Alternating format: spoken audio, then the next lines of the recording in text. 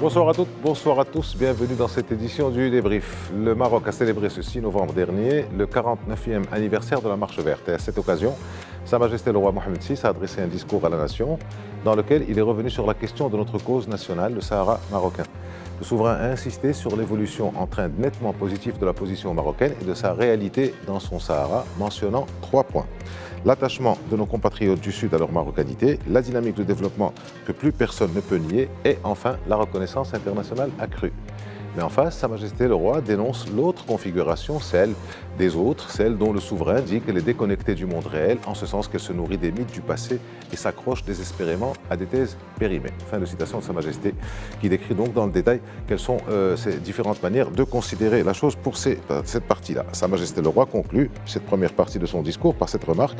Le temps est donc venu pour les Nations Unies de prendre leurs responsabilités en mettant en évidence la grande différence entre deux paradigmes. Celui qu'incarne le Maroc dans son Sahara, réaliste et légitime, et celui qui repose sur une vision sclérosée, coupée du monde réel et de ses évolutions. Fin des propos de Sa Majesté. En seconde partie de son discours, le souverain insiste sur l'implication de notre communauté à l'étranger dans l'affaire de notre intégrité territoriale et annonce sa décision d'opérer une nouvelle transformation dans le mode de gestion des affaires de nos MRE.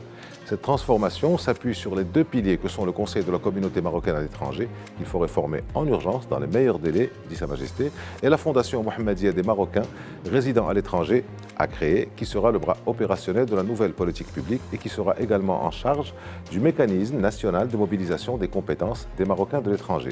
Avec nous donc pour analyser et commenter le discours royal, Mohamed Haytami, bonsoir, merci d'être avec nous. Bonsoir. Vous êtes président directeur général du groupe Le Matin et aussi financier, et j'insiste sur le financier parce que vous allez nous donner pas mal de chiffres concernant notre communauté à l'étranger. Moustapha Sahimi, bonsoir. Bonsoir. Vous êtes professeur de droit et politologue. Merci messieurs d'avoir accepté notre invitation.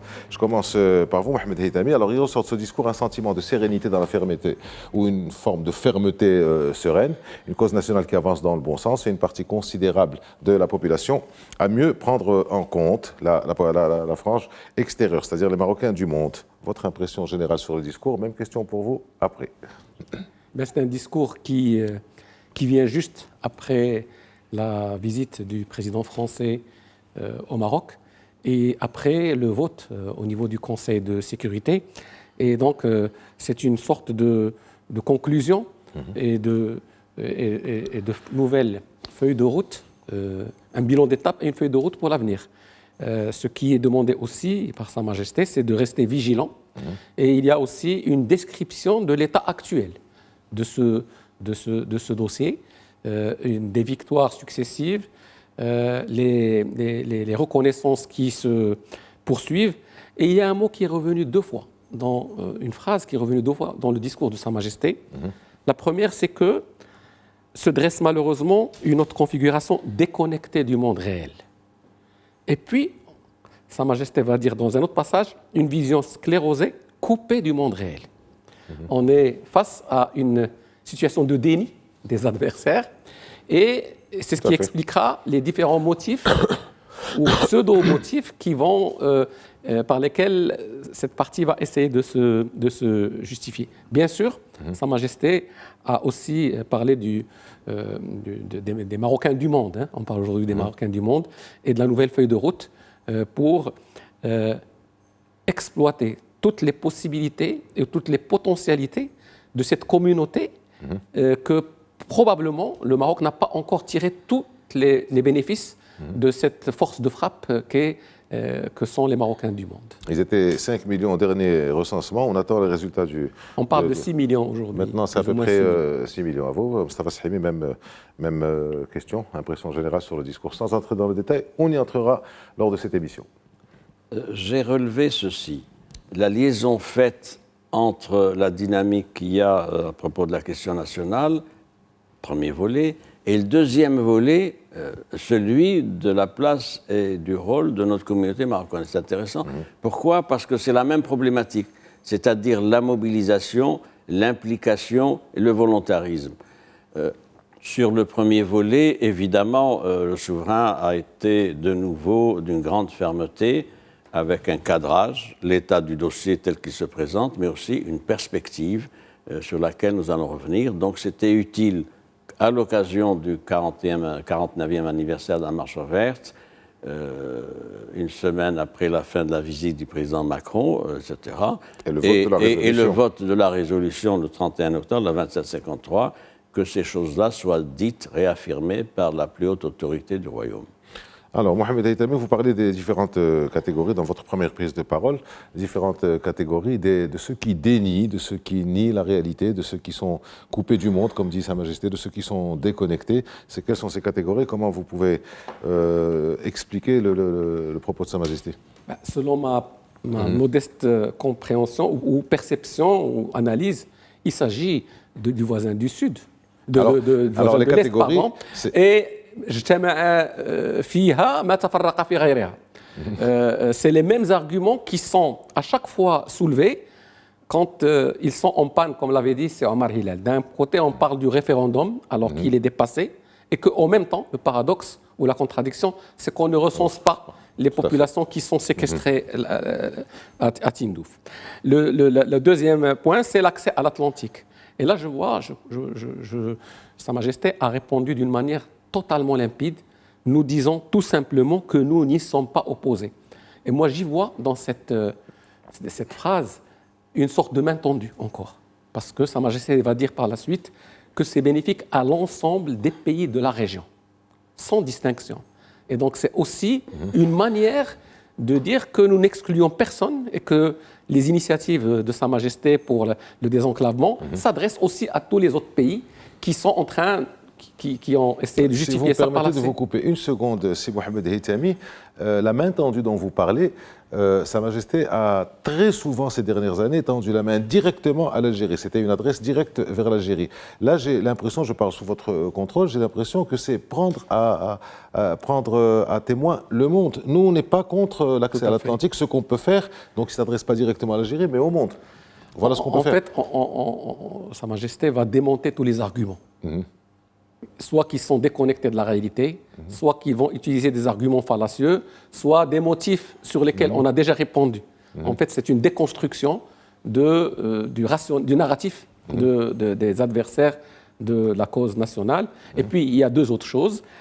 Couvrir les problèmes domestiques, c'est-à-dire essayer d'exporter les problèmes domestiques, ou bien des fins politiques étriquées. Aujourd'hui, qui est le véritable adversaire? C'est le voisin de l'Est, dans une très très moindre mesure l'Afrique du Sud, et peut-être le Venezuela. Ce sont là Donc, finalement, moi, je pense que tous ces arguments qui ont été développés par les adversaires, c'est finalement le voisin de l'Est qui est concerné, sous différentes facettes. Enfin, c'est ma lecture personnelle.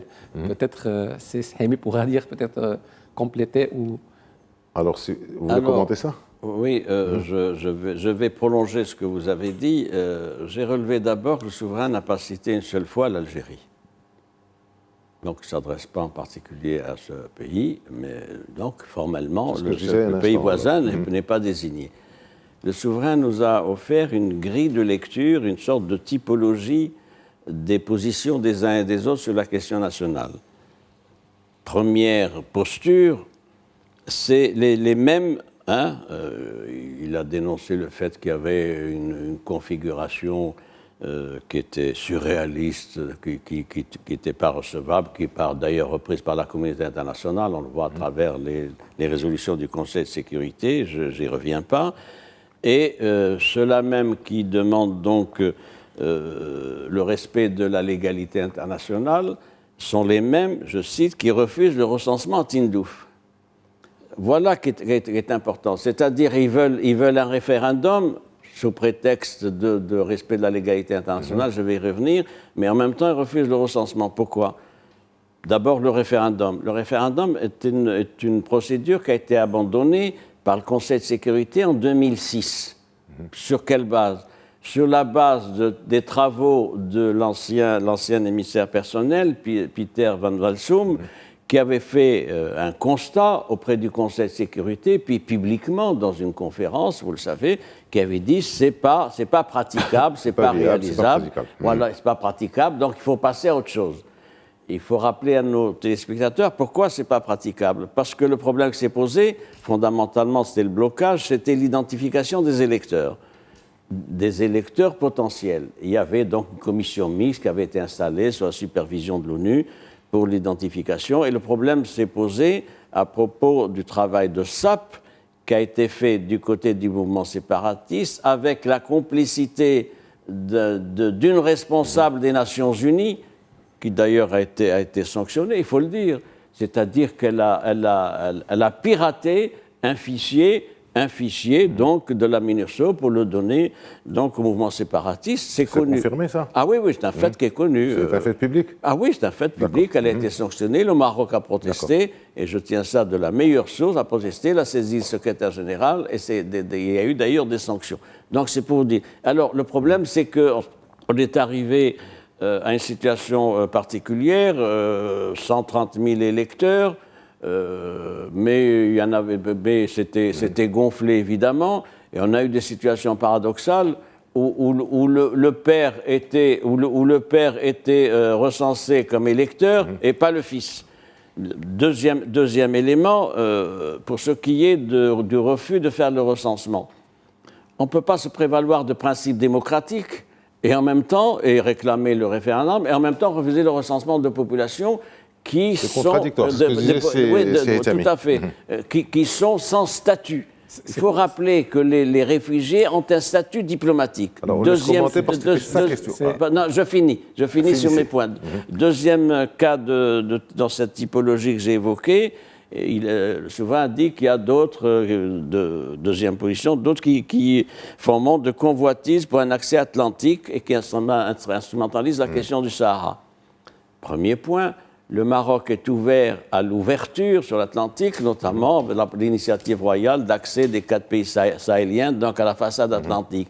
2, pour l'histoire, il faut le rappeler, en juillet 1978 avait été prévue une rencontre entre Sa Majesté Hassan II et le président Boumediene, qui a été prévue à côté de Bruxelles. Et l'accord devait se faire sur l'exploitation des mines de gaz, mines de fer, en même temps que la reconnaissance des frontières, les accords 72. Et je vois que vous vous éloignez, vous remontez dans l'histoire. Oui, c'est important. Non, c'est important. C'est-à-dire les accords 72, les accords de frontières et les accords de création d'une société mixte d'exploitation du minerai de fer de Garage-Billet. Sur cette base-là, si vous le permettez, je continue, avait été programmée en juillet 1978 une rencontre des 2 chefs d'État à Bruxelles. Cette rencontre n'a pas eu lieu du fait de la maladie du président Boumediene, et il avait été prévu dans le canevas, dans le draft, un couloir atlantique dans le cadre de la souveraineté marocaine. Qui a été souvent rappelé par le souverain. Troisième point, rapidement. S'il vous plaît, c'est Mohamed Haïtami. Juste moi, c'est-à-dire j'interprète à ma façon. Qui veut avoir un accès à l'océan Atlantique? Quel est le pays ou l'entité? Le pays voisin. Le pays qui interdit, qui ne veut pas faire le recensement. Avant, moi, je le dis tout haut, c'est tout. Je dis que c'est le voisin de l'Est qui est visé. Algérie, quoi. Qui est visé voilà, et c'est surtout ça qui m'amène à penser, à dire que c'est ce ben oui, je voudrais, si vous le permettez, je voudrais vous faire réagir sur l'ONU. J'y viens. Si vous permettez, sur ce point... On n'a pas beaucoup de temps, on a 45 minutes, donc c'est déjà passé 35. Et je voudrais ajouter le fait que souvent on dit que le Maroc n'était pas opposé. C'est-à-dire, c'est le schéma de 78, j'y reviens, c'était un couloir atlantique sur la base d'un bail de 99 ans, amphithéotique 99 ans, confié à la société d'exploitation des mines de Garage-Billet. Donc le Maroc, pour peu que sa souveraineté soit respectée, est ouvert à ça. Enfin, un dernier point qui a été relevé par le souverain, c'est ceux qui invoquent des arguments juridiques irrecevables. D'ailleurs, il y a une réponse claire. Voilà, c'est le ça, Maroc et des questions politiques. n'obérera ni n'hypothéquera ses intérêts. Alors, je voulais vous faire réagir tous les deux sur l'ONU. Vous avez déjà pris assez sur votre temps de parole, mais vous allez quand même sur l'ONU en quelques secondes. Pour y aller.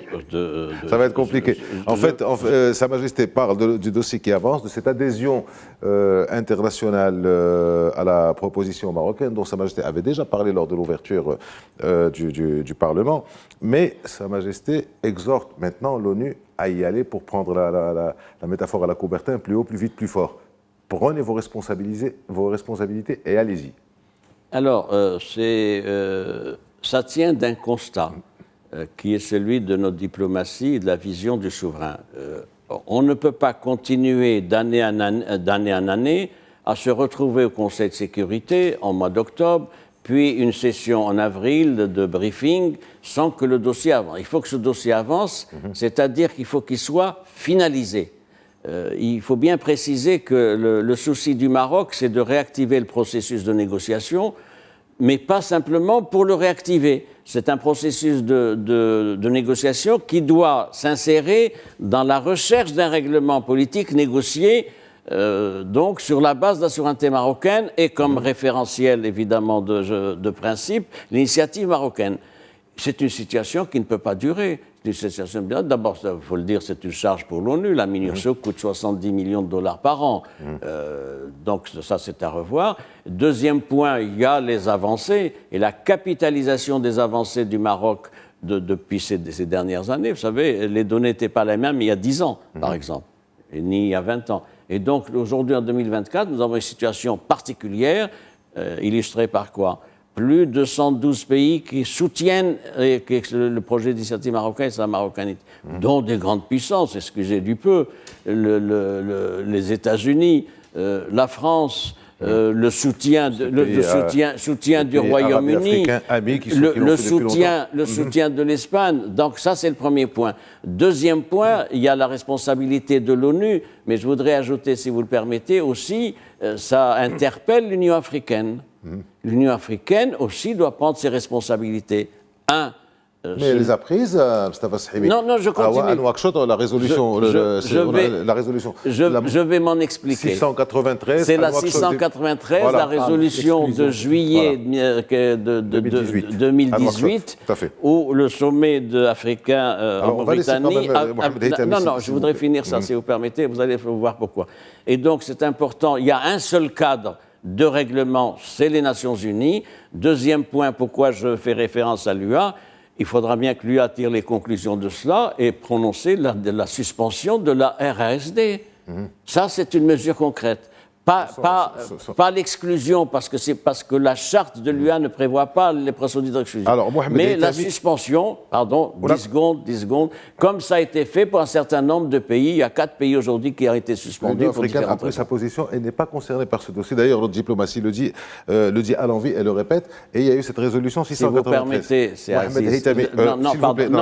l'UA est concernée parce qu'elle doit se prononcer sur la suspension d'une entité qui ne respecte pas les principes de l'UA ni les principes de l'ONU. Il y a eu des avancées.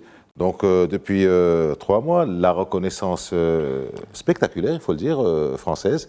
Il y a eu... C'est le ralliement qui est spectaculaire. La reconnaissance, pour moi, est naturelle. Oui, tout à fait.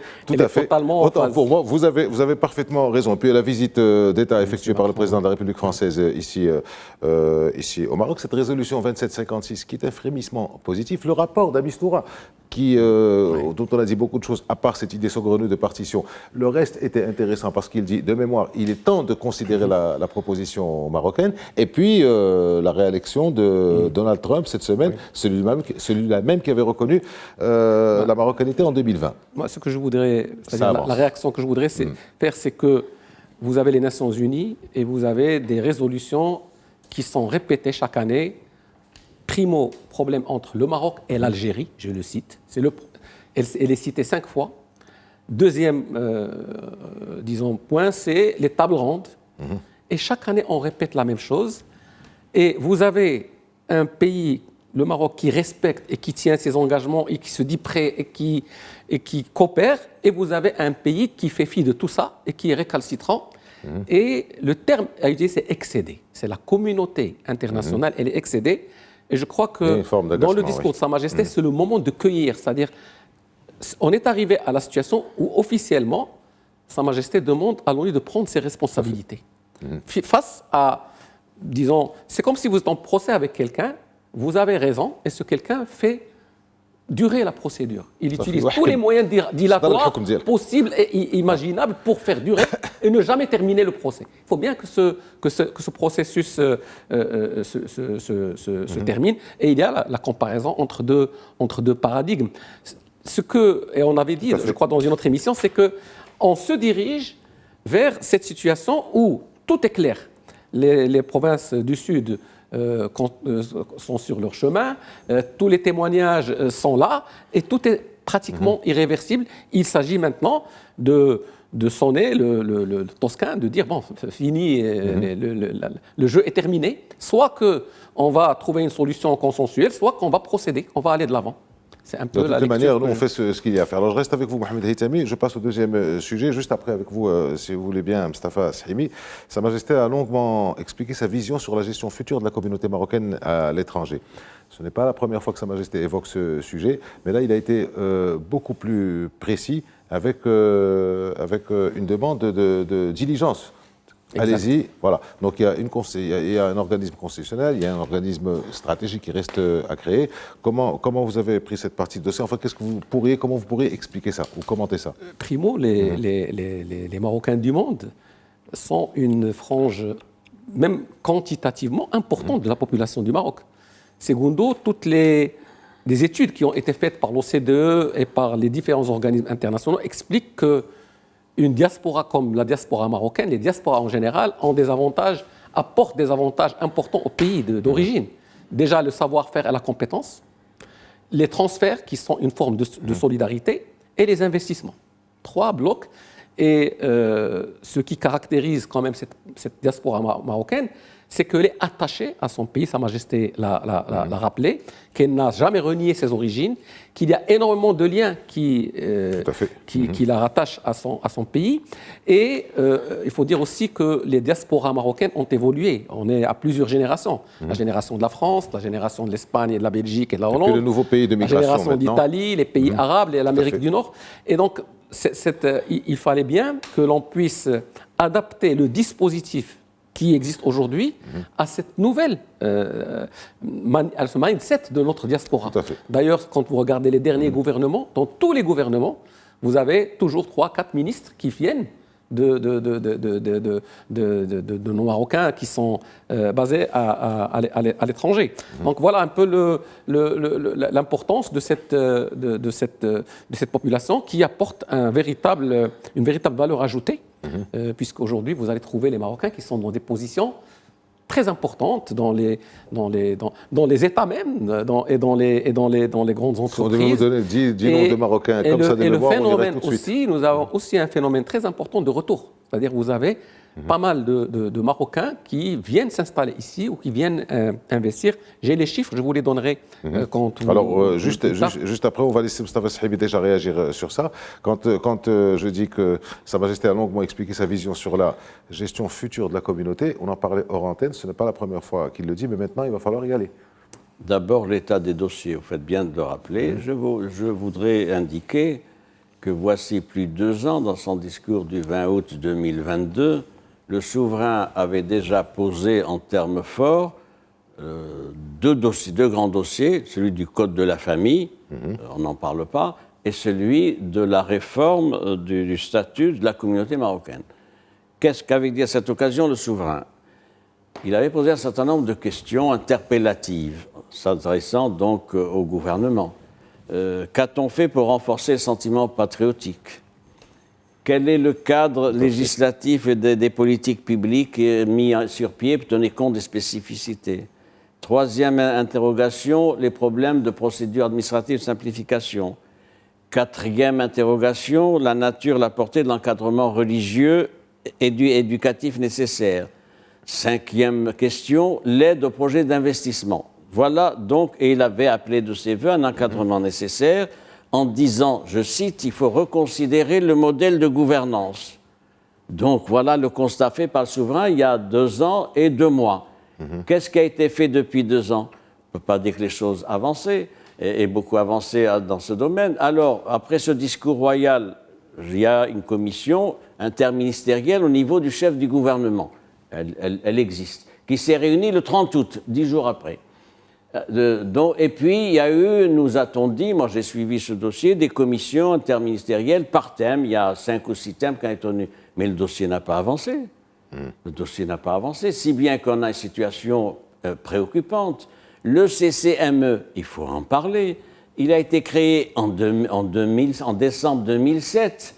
Il comprend 37 membres, des membres de droit représentant de 9 ministères et des membres choisis. Bien, les membres de droit n'ont qu'un pouvoir consultatif.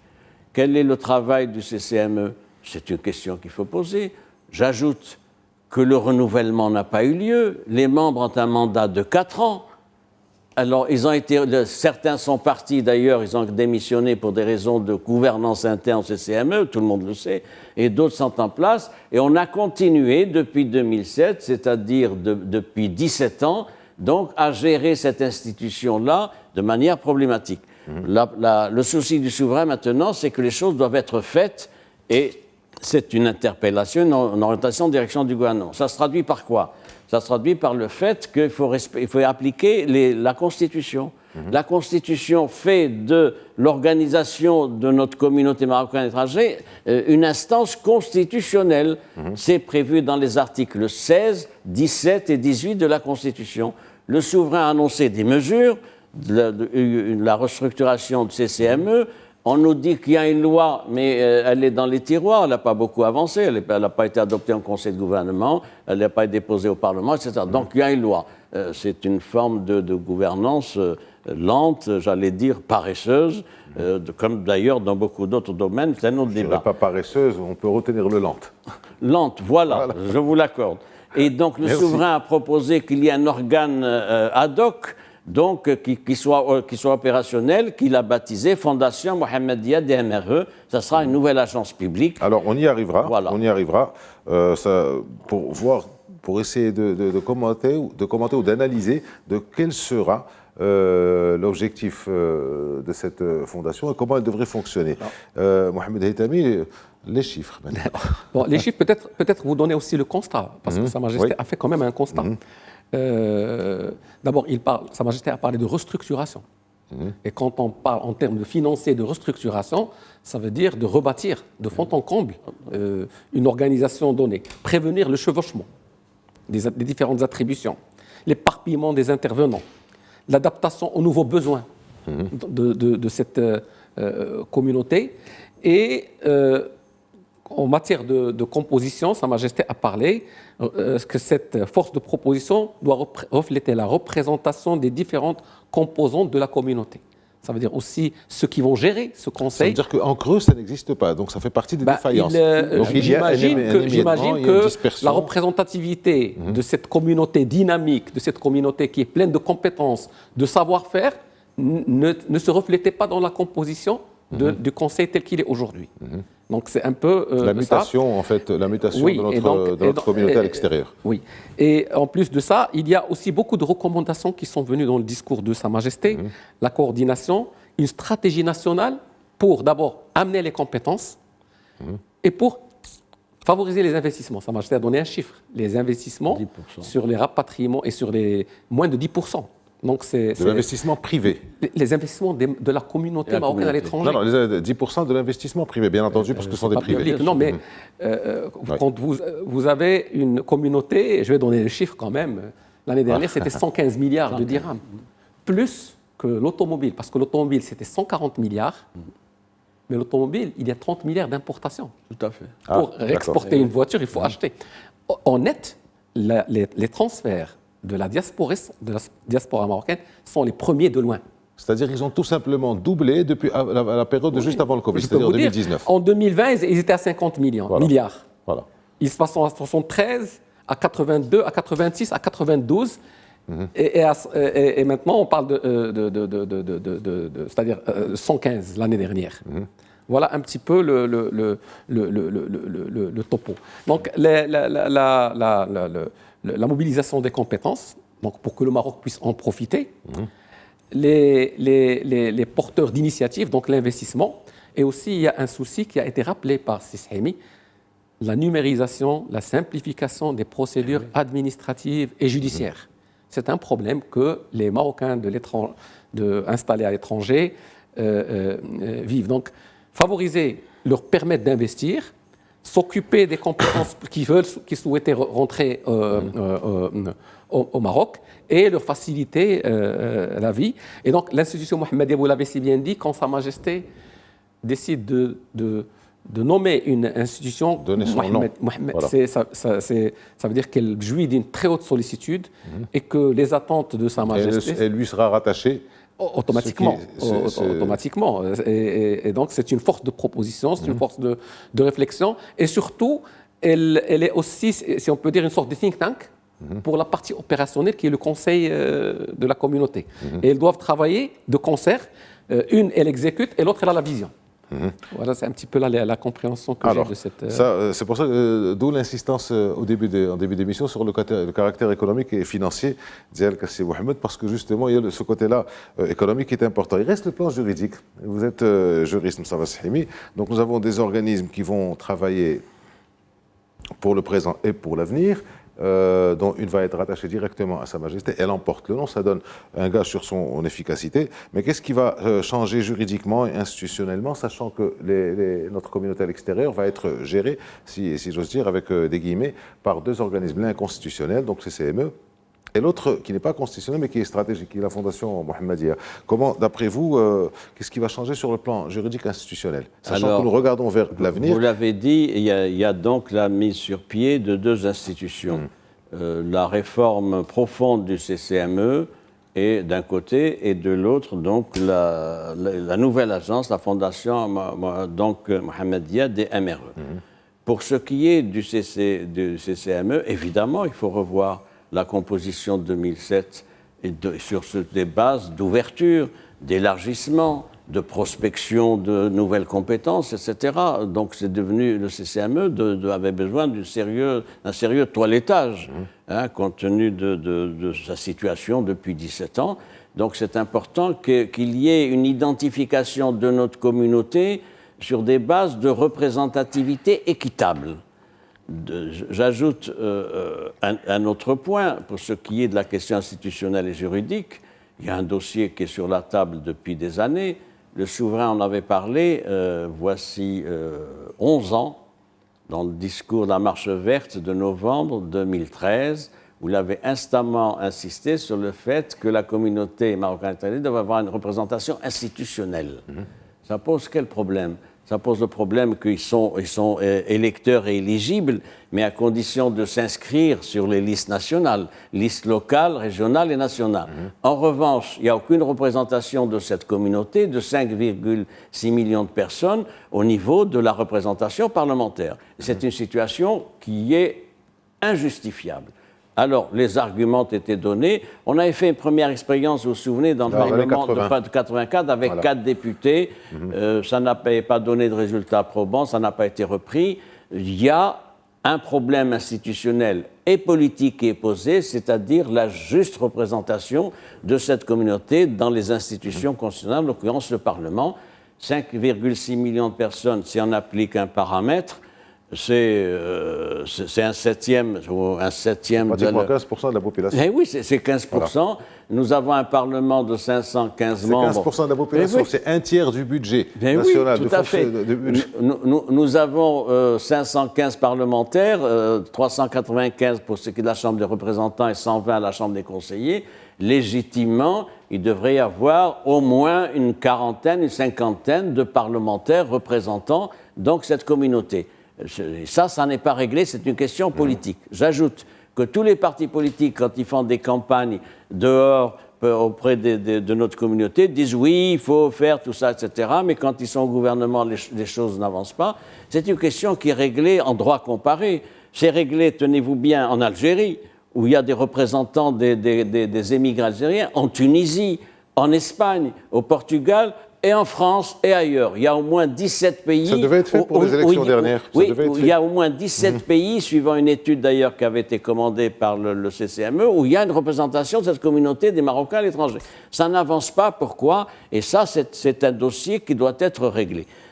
Pour ce qui est de l'agence, évidemment, on peut que se réjouir qu'elle soit rattachée au plus haut niveau de l'État, c'est-à-dire à Sa Majesté, parce que là, au moins, on est sûr que les choses vont se faire, qu'elles vont avancer, qu'elles vont être suivies. Elle a une agence qui va avoir des attributions importantes, je vous le dis, c'est de préparer, assurer la coordination, la mise en œuvre de la stratégie nationale des MRE. Ça implique que soit définie une stratégie nationale des MRE, ce qui n'est pas le cas. Ça se limite, vous le savez, moi je le dis toujours, à l'opération Marhaba fin juin. Marhaba avec quelques réunions dans les provinces. Qui en passant se déroule de mieux en mieux depuis 10 ans, depuis oui, 15 ans. bien sûr, non, sur le plan logistique, ça se passe très bien. Mais on ne peut pas se satisfaire de cette opération-là. Il faut plus et mieux. De toutes les manières, il y a également l'encadrement, si vous permettez, le linguistique culturel. Et puis, le problème de l'investissement qui a été évoqué par notre ami, il y a à peine 10% des investissements qui sont faits par les MRE. Pourquoi ? Parce qu'ils considèrent qu'il n'y a pas suffisamment de garanties attractives pour ce qui est des investissements.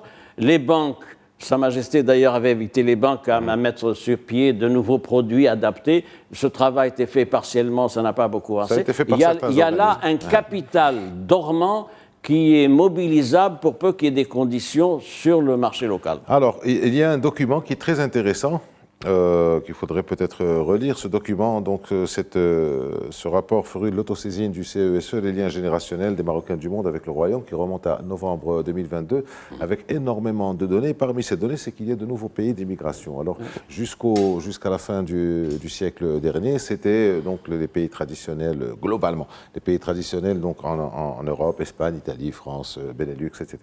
Et puis, donc, depuis le début du siècle, depuis l'arrivée de Sa Majesté, il y a de plus en plus de pays. Donc, il y a en Afrique subsaharienne, il y a dans les pays du Golfe, en Amérique du Nord, un peu moins, mais en Amérique, enfin dans le monde entier, et en Asie extrême orientale. Donc, ce sont ces nouveaux pays, et donc c'est une nouvelle mentalité aussi, c'est un nouveau mindset, c'est une nouvelle manière de voir les choses et une nouvelle manière d'être allié à son pays. Alors, Sa Majesté le Roi a instruit de mettre en place et de gérer ce nouveau mécanisme national de mobilisation des compétences. C'est privilégier la flexibilité aux modalités bureaucratiques, c'est répondre aux attentes prioritaires, c'est l'organisation de la Coupe du Monde. Je m'excuse c'est-à-dire il faudrait la cartographie aujourd'hui des Marocains qui sont émigrés, elle a beaucoup changé. Les Marocains qui sont en Afrique subsaharienne sont déjà des investisseurs en Afrique subsaharienne. Ce ne sont pas des travailleurs. Ce sont des gens qui ont investi et leurs besoins, l'accompagnement dont ils ont besoin est totalement différent, déjà dans les pays d'accueil et même en rentrant ici. Les Marocains qui sont en Asie, ce sont en général de très hauts cadres, des gens très compétents qui ont aussi d'autres attentes du pays. Les Marocains de la deuxième et la troisième génération qui sont en Europe du Nord un peu, sont aussi une catégorie à part. Les Marocains, la génération qui est en Italie, c'est aussi un autre écosystème. Et cette réflexion, c'est pour ça que je me suis posé la question, est-ce que ça a du sens de donner des sièges au Parlement à toute cette mosaïque de Marocains? Je me suis posé la question. Je termine. Laissez-le finir, après vous allez débattre. C'est intéressant, même s'il reste 5 minutes. C'est des personnes qui vont être représentatives et qui vont défendre un point de vue, qui vont être écoutées et pour lesquelles le législateur va répondre. S'ils sont dans un conseil comme celui-ci, qui les représente réellement, qui opérationnalise tout ce qui doit être fait pour eux. Et si vous avez une agence, la fondation qui élabore et met en œuvre la stratégie nationale, j'ai l'impression que ces deux instances répondront assez bien aux nouvelles exigences. Je ne préjuge pas, je ne m'érige pas c'est juste une réflexion que m'amène, disons, le contexte dans lequel on parle. Si vous êtes juriste et donc le spécial l'emporte sur le général. Il brûle d'impatience de vous répondre, justement. Je sais ce qu'il va dire. Sur le principe, oui. Si vous permettez, vous évacuez mon interrogation de principe. L'équité dans les droits, l'égalité des droits, c'est que tous les nationaux, au-dedans et au dehors, soient représentés dans une institution constitutionnelle, en l'occurrence le Parlement. aucun argument n'est à mes yeux recevable, puisque près d'une vingtaine de pays ont réglé cette question de la représentation. Pourquoi on n'est pas en mesure de faire ça? Vous voulez le fond de ma pensée? Je vais vous le dire. Allez-y, bien. Nous écoutons. Pourquoi ça bloque? Pourquoi ça bloque? Du côté du département régalien, du ministère de l'Intérieur, qui n'est pas opposé, évidemment, il dit il y a de grosses difficultés techniques à organiser ça, c'est des circonscriptions très larges, etc. C'est un argument qui n'est pas recevable, puisque d'autres pays ont réglé ça. Et donc, nous avons, vous savez, en parenthèse, nous avons 1500 ressortissants marocains en Australie, 60% sont des hauts cadres, médecins, ingénieurs, informaticiens, etc. Donc, le problème logistique n'est pas recevable. L'objection est politique. C'est qu'en fait, nos partis politiques ne veulent pas partager la représentation nationale, parce que s'il y a 40 ou 50 députés MRE, ça réduit d'autant la place des autres partis politiques. Mustafa Shehimi, et pourtant, lors de la campagne électorale de 2021, nous nous en rappelons très bien, le RNI a fait le tour en Europe, le PJD a fait le tour en Europe, l'Istiqlal a fait le tour en Europe. Donc ils étaient partis pour avoir un électorat de nos Marocains du monde. Si le ministère de l'Intérieur considère que les circonscriptions sont trop larges, peut-être que ça tiendra en 2021, ça ne tiendra plus en 2026 Évidemment. Ou en 2031, donc c'est quelque chose qui avance rapidement. Donc ce mécanisme national de mobilisation des compétences, mobilisation, ça veut dire aussi la mobilisation, aussi bien pour les élections que pour l'investissement, que pour tout. Et ces Marocains du monde devront jouer un rôle dans l'organisation de la Coupe du Monde comme exemple de leur mobilisation, et aussi travailler en étroite collaboration avec nos réseaux diplomatiques et consulaires. Donc c'est véritablement un renouveau, une totale restructuration de la gestion. C'est un soft Rapidement, power. il reste 2 minutes, une pour vous. Vous parliez d'équité. Oui, absolument. Voilà. C'est un soft power important. La place et le rôle de notre communauté, donc, et la mobilisation de ces compétences-là, dans un certain nombre de grands dossiers. Le premier dossier, c'est la question nationale. Ils sont en première ligne parce qu'ils sont dans des pays d'accueil. Ils sont leaders d'opinion. Ils ont des postes, ils ont des responsabilités. C'est extrêmement important. Deuxième élément, évidemment, ce sont les meilleurs porte-parole du Maroc qui avance, du Maroc des réformes, et tout ça doit être encouragé. Mohamed Aitami. Pour moi, le plus important, c'est la question de l'investissement des MRE. Vous avez une communauté qui va maintenant très probablement dépasser les 125 milliards de dirhams de rapatriement, dont moins de 11 millions ou 12 millions vont dans l'investissement. Il y a un problème à regarder. Attendez, pourquoi 11 millions, 11 milliards 12 milliards. Pourquoi le Marocain du monde, qui a donc du capital, n'arrive pas à investir, à concrétiser? Il faut regarder les différentes problématiques.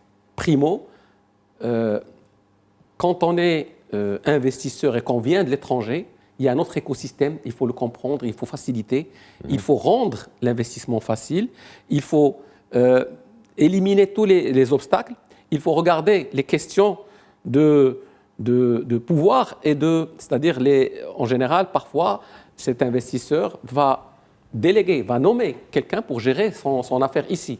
Il faut que la justice suive, il faut que les garanties puissent être faites. Le système de financement, le financement aussi a des choses à voir. C'est quand même, je pense que si la fondation se penche sur ce sujet-là et qu'elle dise pourquoi, c'est une question très simple. Qu'est-ce qui fait que sur 120 milliards, seulement 10 ou 12 sont investis? Et comment on peut faire? C'est une question d'information aussi sur le secteur qui pourrait être intéressant. Information, accueil, accompagnement, les questions du foncier, les questions de l'accès à la commande publique, au marché, etc. Il y a énormément de choses qui doivent être vues et corrigées. Très bien, donc on va voir ce que va faire le gouvernement. Je suppose que la réflexion a déjà dû commencer depuis le discours de Sa Majesté. On en reparlera très certainement dans un mois. On devrait voir les choses plus clairement. Mohamed Aitami, merci d'avoir été avec nous. Merci aussi d'avoir accepté notre invitation. Merci à vous de nous avoir suivis et à la semaine prochaine.